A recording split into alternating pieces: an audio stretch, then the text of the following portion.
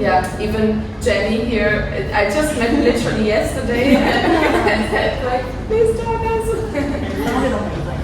Yeah. So yeah, I started hosting female founders breakfasts at Impact Hub. I figured I need to connect more with other women that have the same ambition, that go through the same struggles.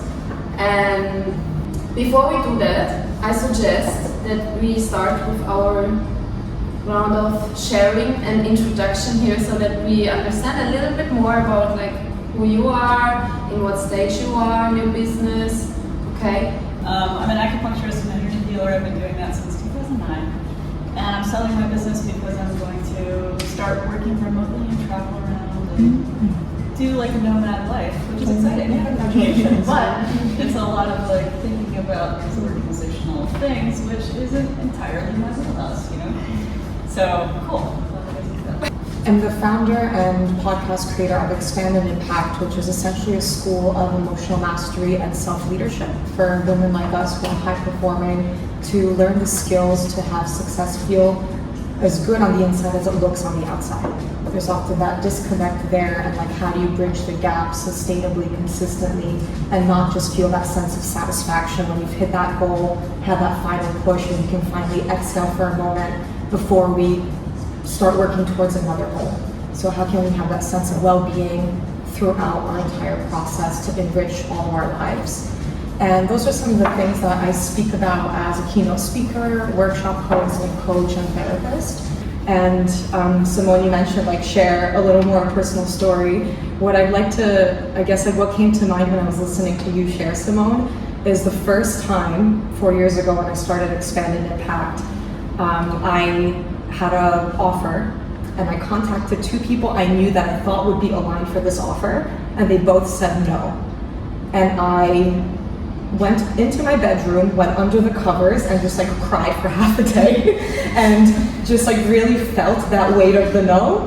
I'm really excited to be here because I've been a management consultant for almost 5 years and I just quit recently. So early this year, I left that role, and so actually a couple of years ago, I started doing corporate training as a freelancer on the side, and I even wrote a book about it.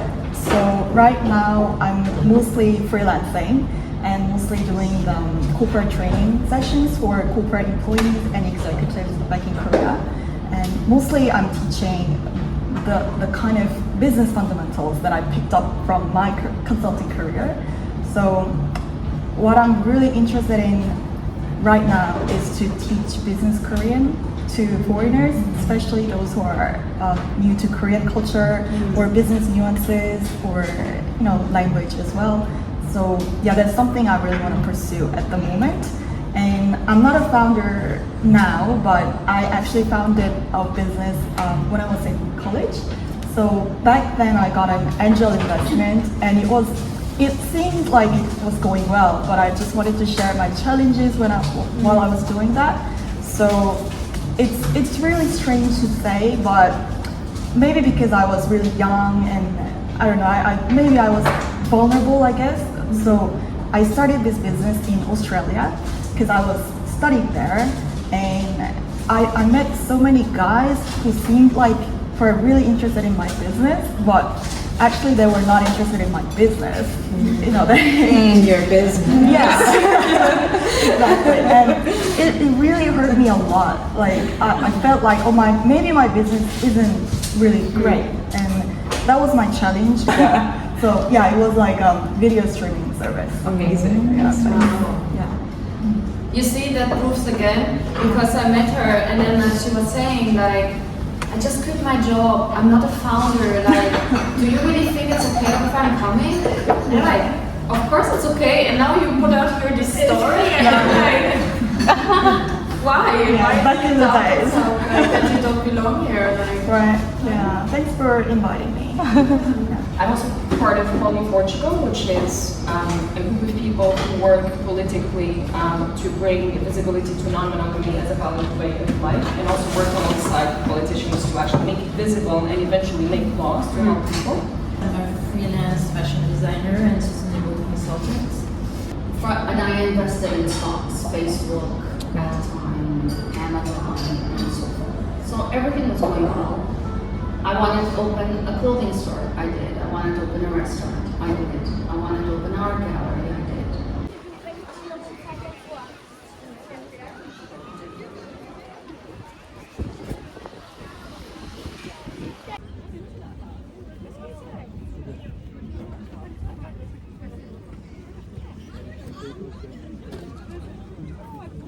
did.